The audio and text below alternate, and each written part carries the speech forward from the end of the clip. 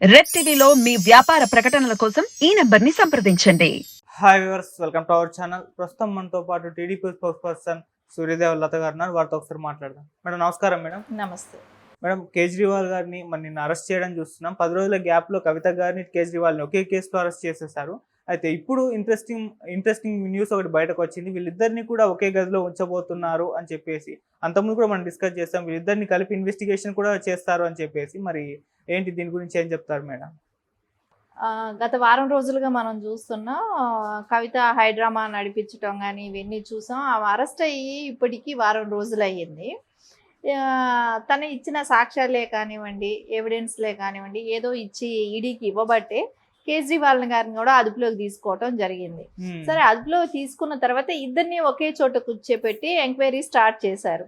Start చేసినప్పుడు ఏమవుతుందంటే ఇద్దరు ఒకళ్ళ మీద ఒకళ్ళు అరుచుకోవటం, ఒకళ్ళనొకళ్ళు దూషించుకోవటం, ఇలా అక్కడే ఈడీ ముందరే గొడవ పడటం కూడా చేశారు. సో వాళ్ళు ఒకళ్ళనొకళ్ళు అరుచుకోవటం చూసి వాళ్ళు అనుకున్నారు, ఎక్స్పెక్ట్ చేశారు, ఈ నా గురించి ఏం చెప్పుండదేమో అని కవిత అని అనుకొని ఉండొచ్చు మేబీ ఇన్ని రోజులు. అక్కడికి కేజ్రీవాల్ గారిని తీసుకురావటానికి అవకాశం వచ్చింది, అక్కడికి వచ్చాడు కాబట్టి ఈవిడ నా గురించి ఏదో ఇంటిమేషన్స్ ఇచ్చేసింది, నా గురించి ఇన్ఫర్మేషన్ చెప్పింది కాబట్టి అనేది కోపం ఆయనలో ఉండొచ్చు.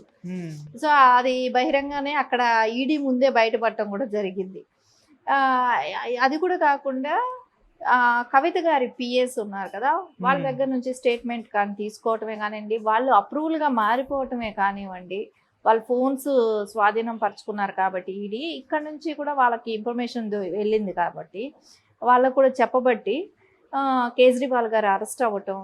అంటే ఆయన మీద ఉన్న ఒక ఇమేజ్ ఉండేది, కేజ్రీవాల్ మీద ఒక సామాన్య వ్యక్తి సీఎం స్థాయి వరకు ఎదిగాడు అనే దానికి ఒక గుడ్ విల్ ఉండేది అతనికి. ఈరోజు అదంతా పోగొట్టుకోవటం జరిగింది. కవితను ఇక్కడ తెలంగాణకి సీఎం కూతురు అవ్వటమును, ఆవిడ ఒక ఎంపీ స్థాయిలో ఉన్న వ్యక్తి కాబట్టి, తర్వాత ఇప్పుడు ఎమ్మెల్సీ అవ్వటం కానివ్వండి, ఇవన్నీ కూడా చూసి ఈవిడ ఆల్రెడీ వీళ్ళకి వీటిల్లో ఎక్స్పీరియన్స్ బాగానే ఉంది. కవిత గారి ఫ్యామిలీకే కానివ్వండి, కలవకుంట్ల ఫ్యామిలీ మొత్తానికి కూడా ఈ ఎక్స్పీరియన్స్ మనం చూసాం. తెలంగాణలో వీళ్ళు ఏ రకంగా దందాలు చేయటమే కానివ్వండి, ఇక్కడ స్కాములే కానివ్వండి, వీళ్ళకి కావాలనుకున్న వాటికి చోట ప్రాజెక్టులు, వీళ్ళకి ఎక్కడైతే ఆదాయం ఉంటుందో అక్కడ ప్రాజెక్టులు కట్టడమే కానీ ఏదైనా చేయడానికి తెగించి ఉన్నారు. కాబట్టి ఏదైనా సరే మనకు డబ్బులు ఎలా వస్తాయి, ఆ ఆదాయ వనరులు చూసుకుంటారే కానీ ప్రజలకు పనికి రావాలనే అట్లాంటి స్కీములు కట్ చేయటమే కానీ అట్లాంటివి ఎప్పుడూ కూడా వీళ్ళకి ఉండదు. కాబట్టి సో కవిత గారి ఢిల్లీలో స్కామ్ చేయటం వరకు, అంటే తెలంగాణ అయిపోయింది, ఇప్పుడు ఇంకా ఢిల్లీ వరకు వెళ్ళింది అనమాట. ఆవిడ ఎంపీ అయ్యేటప్పటికి నేషనల్ లీడర్గా ఫీల్ అయ్యింది. ఇంకా వాళ్ళ నాన్నగారు బీఆర్ఎస్ అనే పార్టీ పెట్టేటప్పటికి ఒక బీఆర్ఎస్ లీడర్గా, అంటే నేషనల్ పార్టీ అనే దీంతో వాళ్ళు నేషనల్ వైజ్గా ఇలాంటి స్కాములు చేయడానికి తన మెంటల్గా ప్రిపేర్ అయిపోయినట్టే అనిపిస్తుంది మనకు. అది ఖచ్చితంగా కూడా కేజ్రీవాల్ గారు కూడా దీనిలో ఇన్వాల్వ్మెంట్ ఉంది కాబట్టి ఆయన అరెస్ట్ చేయడం జరిగింది. సో ఏదేమైనా కూడా నిజాలు నెగ్గు తెలుస్తారు. తన కోర్టుకు కూడా వెళ్ళింది బెయిల్ కావాలని, సుప్రీంకోర్టు, అది కూడా ఈరోజు రిజెక్ట్ చేయడం జరిగింది. సో బెయిల్ రాలేదు. ఇంకా మీరు అంటే ఎవరు కూడా డైరెక్ట్ వెళ్ళి సుప్రీంకోర్టులో బెయిల్కి వెళ్ళరు. ఈడీ కోర్టు ఉంటాయి, వాటి నుంచి క్రింద ప్రాసెస్ నుంచే వెళ్ళాలి కానీ ఒకేసారి సుప్రీంకోర్టుకి ఎవరు కూడా బెయిల్కి అప్లై చేసుకోవడానికి అవకాశం ఉండదు. కాకపోతే కవిత అలా అప్లై చేసుకోవటం జరిగింది. సో దాన్ని కూడా రిజెక్ట్ చేయటం జరిగింది. ఏది ఏమైనా నిజాలు నిగ్గుదేలే వరకు అయితే వాళ్ళకి బెయిల్స్ వచ్చే అవకాశం కూడా ఉండదు. ఎందుకంటే ఈడీ కస్టడీ నుంచి కోరుతూనే ఉంటుంది, వాళ్ళు ఎన్నిసార్లైనా వాళ్ళకి అవకాశం ఉంటుంది కాబట్టి వాళ్ళు కస్టడీ అడిగే ఆస్కారం అయితే ఉంటూనే ఉంటుంది. వీళ్ళు ఎప్పుడైతే ఇద్దరు, అంటే ఇప్పుడు ఒక విషయం మనకి ఇక్కడ అర్థమవుతుంది ఏంటంటే, ఇద్దరు ఒకళ్ళనొకళ్ళు తిట్టుకోవటం మూలాన, అరుచుకోవటం మూలాన, నువ్వు దొంగ అంటే నువ్వు దొంగని వీళ్ళంతటా వీళ్ళ విషయాలు వీళ్ళే బయట పెట్టుకోవటమే కానివ్వండి, ఇవన్నీ కూడా సహజంగా వాళ్ళ ఆ నేచర్ ఉన్నది. కాబట్టి వాళ్ళిద్దరూ దొంగలైనప్పుడు ఒకళ్ళ మీద ఒకళ్ళు చాడీని చెప్పుకొని అన్ని బయటపడుతున్నారు. అది కొంచెం ఈడీకి కూడా కొంచెం ప్లస్ పాయింట్ అవుతుంది కదా, వాళ్ళ పని కూడా కొంచెం సులభం అవుతుంది.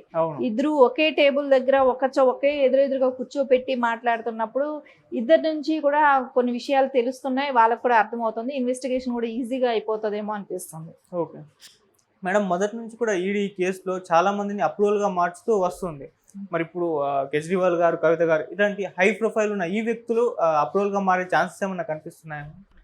అప్రూవల్గా మారటం అంటే ఆస్కారం ఇప్పుడు వాళ్ళకి తగ్గ ఎవిడెన్స్ అన్ని వాళ్ళకి పక్కాగా దొరుకుతున్నప్పుడు ఎప్పటికైనా వాళ్ళు అప్రూవల్గా మారాల్సిన అవసరం అయితే ఉంటుంది కదా. ఎందుకంటే వాళ్ళ మీద ఎవిడెన్స్ దొరకనప్పుడు ఏదైనా హైడ్ చేయడానికి అవకాశం ఉంటుంది. పక్కా ఎవిడెన్స్ దొరికినప్పుడు వాళ్ళు అన్ని చెప్పాల్సిన అవసరం కూడా ఉంటుంది. ఎప్పటికైనా వాళ్ళు అవి చెప్తారు కూడా. కాకపోతే బెయిల్ ఎప్పుడు వస్తుంది అనేది ఇప్పుడు అప్పుడే వచ్చే అవకాశం అయితే కనపడటం కూడా లేదు. తప్పకుండా వాళ్ళు అప్రూవల్గా మారాల్సిన అవసరమే ఉంటుంది. ఎందుకంటే ఎవిడెన్స్ కనపడినప్పుడు కాదు నేను చేయలేదు, నాకు తెలియదు, నేను చూడలేదు అనే మాటలు మాట్లాడితే హైడ్ చేయడానికి వీలు పడదు. కాబట్టి ఖచ్చితంగా వాళ్ళు నిజాలైతే చెప్పాల్సిన అవసరం కూడా ఉంది. ఓకే మేడం, ఇప్పుడు కవిత గారు అరెస్ట్ అవ్వడం వల్ల కేజ్రీవాల్ గారికి నష్టం జరిగిందా, లేకుంటే ఇప్పుడు కేజ్రీవాల్ గారు అరెస్ట్ అవ్వడం వల్ల కవిత గారికి ఏమన్నా ప్రమాదం ఉండే ఛాన్స్ ఉందంటారు? కవిత గారు అనేది తనకి స్కాముల్లో కూరుకుపోయినప్పుడు ఎవరికైనా కూడా ఎప్పటికైనా వెళ్లాల్సిన అవసరం వస్తుంది. ఇలాంటి అవకాశం ఎప్పుడైనా వాళ్ళు ఫేస్ చేయాల్సిన వస్తుంది ఇట్లాంటి స్కీముల్లో ఇరుక్కున్నప్పుడు. అదేలాగా కేజ్రీవాల్ గారి ఇమేజ్ ఏమిటంటే ఆయన గురించి కొంచెం ఉన్నతంగా కరప్షన్ లేని సీఎం అని కానివ్వండి, ఆయన తీసుకొచ్చిన ఆయన నేను మారుస్తాను చేస్తానన్న వాటిని ప్రజలు నమ్మటమే కానివ్వండి, ఆయన ఇలాంటి స్కీముల్లో లిక్కర్ వాటిల్లో ఇలాంటివి ఇన్వాల్వ్మెంట్ ఉందా అనేది అందరికీ ఆశ్చర్యంగానే ఉంటుంది. ఈయన కూడా ఇలాంటి స్కాములు చేశారా, ఇలాంటి వాటిల్లో ముద్దాయిగా అరెస్ట్ అయ్యారా అని అన్నప్పుడు ఇది అనలేము. అపోజిషన్ పార్టీ వాళ్ళు కక్షపూరితంగా చేశారనేది అయితే అనలేము. ఎందుకంటే పక్కగా కవిత గారు ఇన్వెస్టిగేషన్లో చెప్పిన నిజాలను పట్టే కేజ్రీవాల్ గారిని అరెస్ట్ చేయటం జరిగింది. అలాంటప్పుడు ఇది అబద్ధమని, ఇది జరగలేదు అని కూడా కానీ, ఎవరో కావాలని నింద వేస్తున్నారనే కానివ్వండి అపోజిషన్ పార్టీలని కూడా చెప్పలేము. ఇది పక్కాగా జరగబట్టి అక్కడ అవతల సాక్ష్యం చెప్పిన వ్యక్తులు ఉన్నారు కాబట్టి జరిగింది. ఇప్పుడు అదే విధంగా ఇప్పుడు మనం ఇంకా ఆంధ్రాలో కూడా తీసుకుంటే సేమ్ సీఎం అన్నమాట. సేమ్ రేపొద్దున ఆయన కూడా ఈడీ కేసులో ఇరుక్కొని ఉన్నాడు. రేపొద్దున ఆయనకి ఇప్పుడు టెన్షన్ స్టార్ట్ అవుతా ఉంటది. ఇప్పుడు కేజ్రీవాల్ గారు లాంటి సీఎం నే తీసుకెళ్ళినప్పుడు రేపు నా పరిస్థితి ఏంటో, నేను కూడా వెళ్లాల్సి వస్తుందేమో అనే భయం అయితే ఖచ్చితంగా ఉంటది. కాబట్టి జగన్మోహన్ రెడ్డికి కూడా టెన్షన్ స్టార్ట్ అయి ఉంటది. ఖచ్చితంగా జగన్మోహన్ రెడ్డి కానీ కేజ్రీవాల్ అయినా సరే ఎవరైనా సరే ఇట్లాంటి స్కాములు చేసి దోచుకోవాలని చూస్తే, దేశంలో జనాభా ఉన్న ఇంత ట్యాక్సులు కట్టి ఇంత మనం చూస్తుంటాం ఇండియాలో జనాభా ఎక్కువ, సో ఇన్కమ్ సోర్సెస్ కూడా ఎక్కువే. కానీ వాళ్ళ డబ్బులన్నీ కూడా ఈ రాజకీయ నాయకులు కోట్లు స్కామ్ చేయటమే కానివ్వండి, ఇలాంటి వాళ్ళకందరికీ కూడా ఇప్పుడు జరిగిన ఈ సీఎం లాంటి వాళ్ళని అరెస్ట్ జరగటం కూడా చూస్తే అప్రిషియేట్ చేయాల్సిన అవసరం కూడా ఉంది. ఈడీని అప్రిషియేట్ చేయాల్సిన అవసరం చాలా ఉంది. Thank you so much madam. Thank you.